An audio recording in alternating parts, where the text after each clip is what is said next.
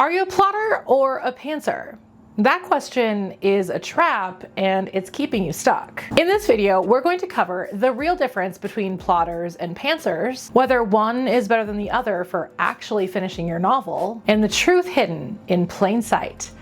The spectrum between the two. Because here's what nobody tells you. Plotters and pantsers are not divided by outlines or the lack thereof. They're divided by how they discover what their book is actually about. A plotter figures it out before they begin to write, and a pantser figures it out while they write. The same destination, but very different road trips. So the best way to understand the difference is to show you what your draft would look like no matter which side of the line you fall on. Because the strengths and weaknesses are not what you think. Plotters need structure like they need oxygen. Some have practically written their book before they've written a single word of prose. They know exactly what's going to happen in chapter 1, chapter 15, and chapter 30. But here's where the plotters break. Outline fatigue. You already know what happens. Writing can feel like homework. You're not creating anymore. You're just transcribing. Not to mention, it becomes extremely stressful to have to try and follow the outline exactly as you had it planned. That being said, the ones that flourish with this technique rarely have plot holes, have pacing that feels intentional from the first draft, and tend to need fewer edits, especially on the structural side. The pantser's main goal is discovery. They write to find out what happens. Minus any required world building, they just kind of sit down with a character and a prayer. But the characters in these stories get to breathe. They end up feeling more human and relatable because they weren't built specifically for the plot. And a lot of the emotional beats end up feeling a little too real because they were written in real time and were the result of a reaction that the author had in that moment. However, the pacing does tend to feel a lot messier. The middle tends to drag, and plot holes are a lot easier to fall into because you didn't know your character's full genealogy all the way back to the Stone Age. Your pantser draft is a fever dream. It's alive. It's also structurally unhinged. You built a house starting with the curtains, and now we're trying to figure out where the load-bearing walls need to go. Authors often fall in one camp or the other based on their own neurodivergencies. Autism typically thrives on structure, predictability, and knowing exactly where the plot is going. ADHD, on the other hand, is driven by novelty, leading to intense hyperfixations and plenty of narrative side quests. If you have both, your brain is basically a tug-of-war champion. Half of your mind wants that perfect spreadsheet, and the other half wants to burn your spreadsheet for some dopamine. So if neither style is technically better, why do we keep treating it like a competition? And more importantly, what about the authors that don't fit into either box? Because here's the secret. Most of us don't. Turns out there's a whole third option. The plantser. Part plotter, part pantser, and totally guaranteed to throw the map out partway through the trip. But even that is a bit of a misnomer because really the third option is somewhere along the broader spectrum. Here's the thing. Humans love dichotomy. We love some people go in this box and some people go in this box. Look at how we've treated gender for the last thousands of years. Turns out that's a spectrum. The same goes for writing on a very different scale. It's extremely rare to find someone who's a true plotter. So rigid that they outline literally everything and have absolutely no room to breathe. And just as rare to find a pantser that doesn't at least know the end to their story. So let's talk about the archetypes along this broader spectrum. This is your proper plotter. They know everything about their novel before they even sit down to write. They have two computer monitors, one with all of their character bios and their outline, and the other with their actual manuscript. And I guarantee you, they are not using Microsoft Word or Google Docs. Next is the plantser plotter. This is where I technically fall. You have a basic outline and you know all the major plot points that you want to hit. There's some structure, but you allow the story to definitely breathe. The pantser is even less planned out. They know their characters, they know the beginning, they know the end, and then everything else is up for grabs.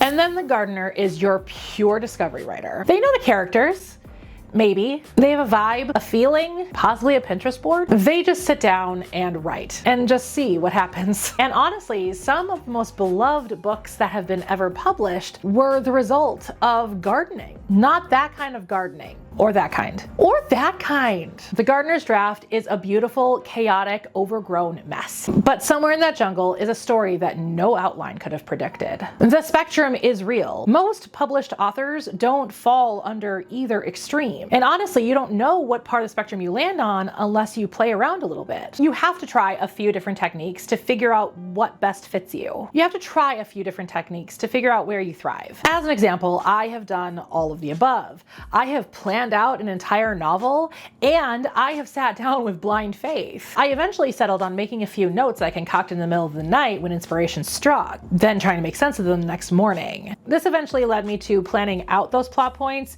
before I started writing, for my sanity and my sleep. And when I settled in that in-between space, everything changed. I found myself loving all aspects of writing. I finished first drafts more efficiently. And most importantly, I was loving the stories I was writing. Which brings me to the real question and the reason I made this video. Can you actually change where you fall on the spectrum? Or is your writing process just hardwired? Because I see writers, especially new writers, forcing themselves into a style that doesn't fit them, and then wondering why writing feels like torture. They listen to online discourse from one perspective and take that as gospel truth as the correct way. The truth is, yes, you can change your style to an extent, but only by a few notches. If someone truly falls into one extreme, could they potentially ever truly appreciate or enjoy the other? Sure, you can teach a pantser how to outline at least a little bit, but you cannot make a pantser enjoy it. And honestly, they don't need to. Just like no one should expect a true plotter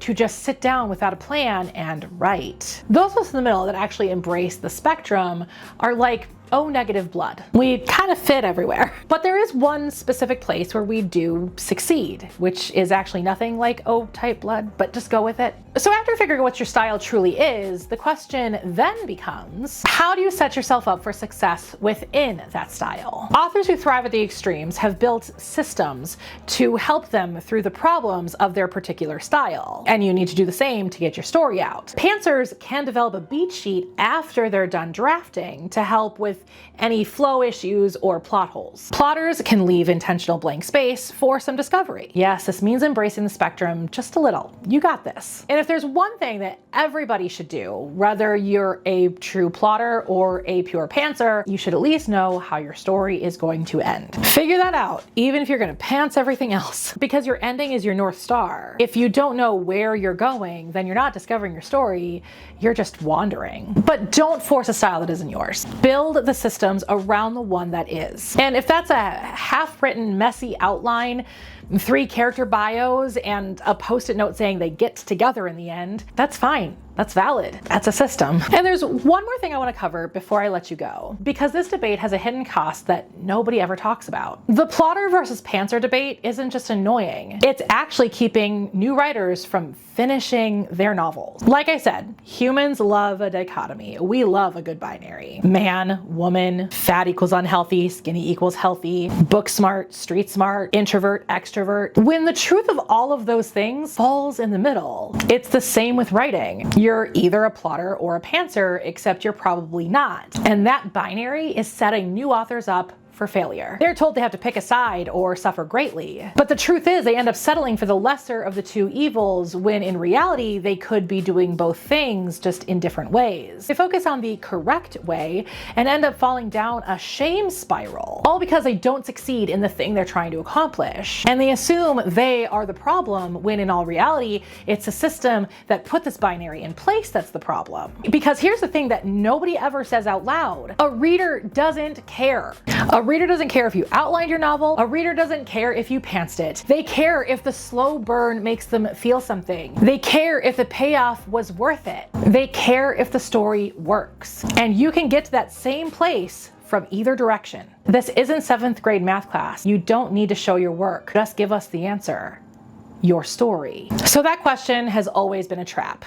Are you a plotter or a pantser? It was never the right question. Plotters aren't better writers because they have less plot holes that they have to dig themselves out of. And pantsers aren't better writers because their characters tend to feel more alive. The only correct way to write is the way that gets you to the end of your novel. Everything else is just system design. So where do you fall? Architect, planter, plotter, planter, pantser, or gardener? Tell me where you thought you landed at the beginning of the video and if that thought has now shifted. Also, if you like this video, hit subscribe because next time we're going to talk about why I put away a draft for at least a month before I start editing, and you're not going to want to miss that. I will see you all next Thursday.